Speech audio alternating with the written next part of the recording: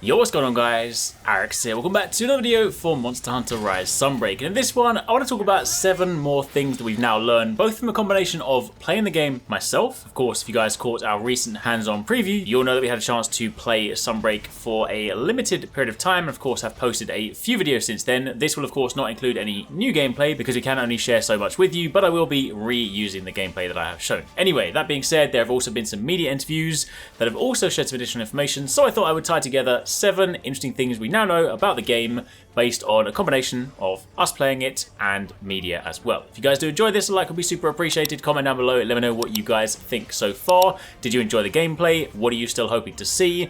And of course, do be sure to keep it locked for plenty more Sunbreak. In fact, it is worth noting Capcom just today announced they have their own Capcom showcase next week, which of course will include Monster Hunter Sunbreak stuff alongside other things too. Also hoping to see more from Street Fighter 6, but regardless, that is something else to look forward to. In fact, maybe it even hints potentially at a demo. Some of the media interviews actually asked whether there would be a demo, and Capcom were being pretty sort of secretive about it, but they didn't dismiss it, so it would probably be one of those things that they may announce during that showcase. Anyway, that being said, let's start with the swap evade. Some of you guys would of course have seen this. This is the ability to switch your switch skills and your silk binds on the fly, and of course you can just do it standing still, and you can also do it with an evade. The thing worth mentioning is the evade itself, of course, having now had a chance to actually play it and go hands-on with it, does have some pretty generous iframes, to the point that it basically feels like Valor Evade. For those of you guys that play Generations, played with Valor style, you will know that you can of course just like perform the Valor mode into attacks and you just get this disgustingly generous evade. It basically feels very similar to that, both in animation style and also in the generosity of it.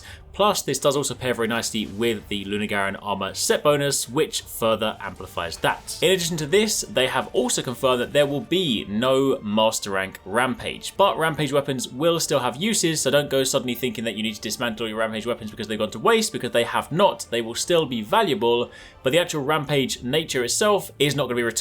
From an interview from VG247, they said that of course, since Rampage itself as a phenomenon is wrapped up in the storyline of Monster Hunter Rise specifically, it is not returning in Sunbreak. Given that there's a new crisis and a new location coming in Sunbreak, the studio thought it would be a shame to lose that level of intimacy, or whatever you want to call it, with the characters, and that of course is why they found a way to bring them into traditional hunts in things like follower quests. So quite what will replace the Rampage as sort of a bigger tier activity does of course still remain to be seen. Honestly, I'm not too sad about it.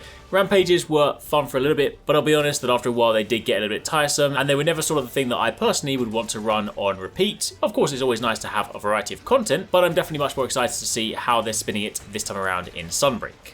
That being said, it is worth mentioning in point number 3, there does appear to be a new slot on weapons, which is now for a Rampage decoration. When we had a chance to go hands-on, we were not allowed to go into menus, so this is not something I've been able to sort of test out myself, but seemingly from the Japanese previews, they do have additional slots on these Rampage weapons, so they did mention they will still have a value. Maybe this is how they plan to upgrade them, and of course apply this to other weapons as well. So once we do get to test it out ourselves and find out in greater detail, I will of course let you guys know, but I would imagine it would be some sort of means to apply additional maybe modifiers, skills, bonuses to your weapons, so that could be a further sort of end game min-maxy element to look forward to. In addition to this, in a brand new video that they released on the Monster Hunter Twitter account, they actually showed off Tetranodon in a new location. And this was of course a video dedicated to the insect glaive, which we'll speak about in just a moment. But the most noteworthy thing is that we saw Tetranodon in a new jungle map, or a new jungle area. We of course know that from the Citadel, this is a big, large, interconnected map. However, there are elements of this that definitely look reminiscent to the older, more traditional jungle maps. So whether this of course is an expansion on the older maps, or a further newer location that maybe gets unlocked later on. If you think about how the Guiding Lands had continually expanding areas, perhaps there is an element of that to the Citadel. This much we have still yet to confirm, but there is definitely a new map scene. Of course, moving on from there to speak specifically about the Insect Glaive, since they did drop this exciting new video, they said that in addition to the recently released Insect Glaive video, they wanted to talk about KINSECT bonuses. They said that the Powder Vortex collects dust particles within a certain range and causes them to explode. boosted powder extract gathers the 3 types of extracts in the air following assisted attacks. Both of these sound incredibly awesome because, of course, the first one definitely going to make sort of gathering dust particles and sort of creating an explosion rather interesting to sort of set up some nice flinches, but the boosted powder extract gathering all 3 of them at the same time definitely is going to make for some really nice swift gathering techniques. And of course the last one, the KINSECT charge, will automatically charge even when the KINSECT is not with you. So there are some more new exciting things to sort of mess around with. Again, we'll of course test these out to find out which ones are the most useful, but more KINSECT bonuses are always fun to play with. In addition to this, one thing we of course got to experience ourselves were the AI companions. And AI companions, surprisingly, are actually pretty good. They don't suck. I'm so used to video games where you have AI companions and they are just utterly useless. Or at least maybe they are helpful to the beginning part of the game, and then of course as you get further they become less and less useful. Admittedly, when we played through Monster Hunter Rise Sunbreak, we only got a chance to test out one follower quest, so of course I can't speak to how viable they will be towards the end of Master Rank, or whether there will be sort of a point where they become less useful, but I will say they definitely did have a great degree of value. And in addition to that, in an interview for VG247, they gave us a little bit more insight into the way that this system works. They said that of course that when you're playing through the game, you'll be able to choose up to 2 followers to come with you, and each of them have multiple weapons that they can actually choose from. They'll have one that they specialize in, for example like Arlo's gun lance, but they will have a different subset of weapons that you can choose. So basically it's a great way to sort of bring someone along if you want some different weapon coverage outside of their initial loadout. And then finally, unfortunately, this one is this came from IGN's interview,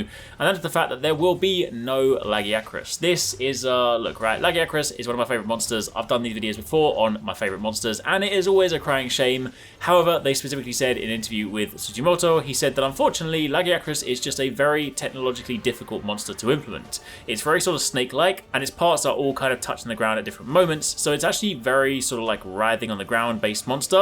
And they said they do want to look back at it at some point in the future, but the technological difficulties just make it kind of daunting. So unfortunately, at least in Sunbreak, there's not going to be a sneaky secret LAGIACRUS announcement. He is definitely going to have to wait. But that's it for the time being. That's a little rundown on a few more things we've learned, both from our hands-on time and also some of the previews. Let me know in the comments down below if you guys have any more questions. If you've missed our recent videos, you can check out one of these ones linked on screen, and be sure to keep it locked for plenty more.